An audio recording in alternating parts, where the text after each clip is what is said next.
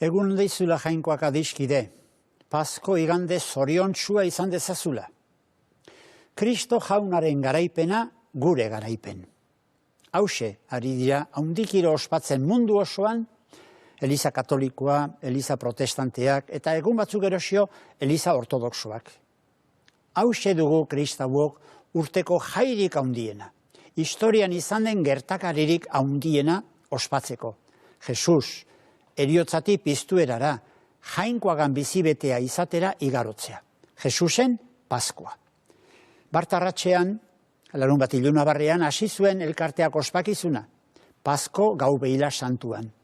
Su berria piztu zuen elizatarian eta bedeinkatu, Kristo piztuaren irudi baita. Su hortan piztu zuten Pasko zuzia. Paskoaldi osoko ospakizunetan argi egingo duen zuzia. Kristo piztuaren irudia kristau batzarrean. Zuziaren atzetik, eta zuzi horretan nork bere kandela irazikirik, sartu ziren elizkideak batzar santuan. Kristoren jarraibidean eta Kristok argiturik bizi nahi dutela diraziz. Pasko dei hunkigarria entzun ondoren, hitzaren liturgi nagusia izan zen. Bibliako 9 zati oso berezi entzuteko parada izan zuen elkarteak. Itzuntzarreko 7, hauek entzun ondoren aintza bestu zuen ospetsuki eta kanpaia jo, alaitasunerako deia. Gero itunberriko 2 zati entzun zituen. Zati guztietan garrantzitsuena, Jesusen piztueraren berri ona dakarren evangelio pasartea.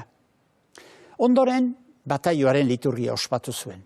Ura bedeinkatu, bataiatzeko hori baldin bazen hori bataiatu, eta ondoren, elkarte osoak kandela irezikiak eskuetan, ozenki berritu zituen bataioko agintzariak, promesak, uko egiten diot pekatuari. Eta sinesten dut jainko aitagan, eta semeagan, eta Espiritu Santuagan.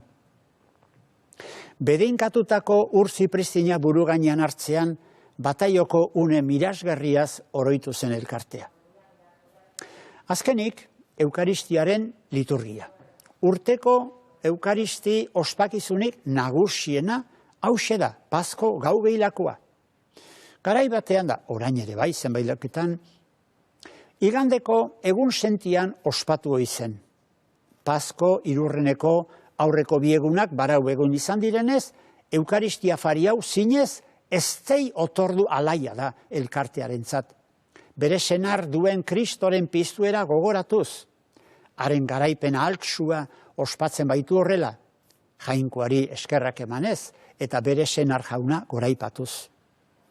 Horra adiskide, urteko igande nagusian, Pasko igandean, zer ospatzen eta zer gogoratzen duen eliz elkarteak. Gaur egun, Pasko igandeko eguarte osoan ospatzen da Eukaristia ordu ezberdinetan, baita arratsaldean ere. Pasko igandea ordea ez dugu egun bakarra. Hurrengo astea, Pasko igandearen luzapen bihurtu du elizak, eta Jesus piztu zeneko asteko lehen egun hartan, gertatua gogoratzen ditu, hilobia utxik aurkitzea, Emausera zihoazen ikasleekin izandako elkarrizketa eta han egindako afarian nola ezagutu zuten, ogia zatitzean, afaltokian izendako agerraldiak eta egindako otordua, itxasertzeko agerraldia eta han Jesuse bere ikasleak gozaltzera gonbidatzea. Jarraian, 50. eguna arte luzatzen du Paskoaldia. 7 igande eta astez, Pentekoste arte. Beraz, 50 egun dirauen igandea da Paskoa. Eliz gurasoe duela mende asko, igande handia esaten zioten. 50 eguneko denbora hau, juduen ohituran dago inspiratua, haiek Paskoti 7 astetara 50. egunean Shabuot deritzen jaia, ospatzen baitute. Sinai mendiko ituna gogoratuz. Jesusen garaian, jende ugari bildu izen Jerusalengo tenpluan, jainkoari hasikinak eskaintzera. Egun hortan izandako gertaera gogoratzen da ospatzen dugu kristauok. Jesus piztuak aitagandik espiritua bidali izana, eta ikasleen gainera bidali izana. Zergatik Pasko ospakuntza luze eta arranditsu hau? jainkoak Kristogan erdietsi duen garaipen gaindiezina gogoratu eta antikiro ospatu beharra duelako. Ale egingo du, bai, 50 egunez. Eta urte osoko igandetan da oro bat bere ekitaldi eta jarduera guztietan ere, etengabe ari da Kristau elkartea Jesusen garaipena ospatzen. Izan ere, Jesusen garaipen horrek dena aldatu eta eraberritu du.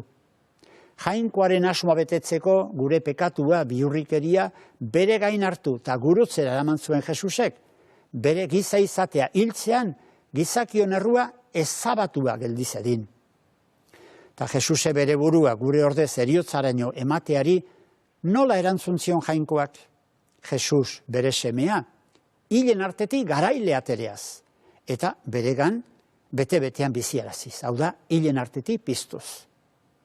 Hauxe da jainkoaren garaipena, Kristo Jesusen garaipena, eta ari esker gizakion garaipena. Orain gizakiok adiskidetzat hartu gaitu jainkoak, are gehiago, seme eta alaba izateko ahalmena eman digu. Lehen jainkoagandik urrutiratzen ari zen gizakiak, heriotza eta ezereza zuen helmuga, destinua. Orain aldiz, ardezakegu bizirako bidea, jainkoaganako bidea, Jesusi jarraituz. Adiskide, Pasko zoriontsua opa dizut. Jesusen garaipena bihotz barnean hausnartuz, gozatuz, eta hortan parte izateko grazia eskatuz. Izan ba, Pasko igande ona.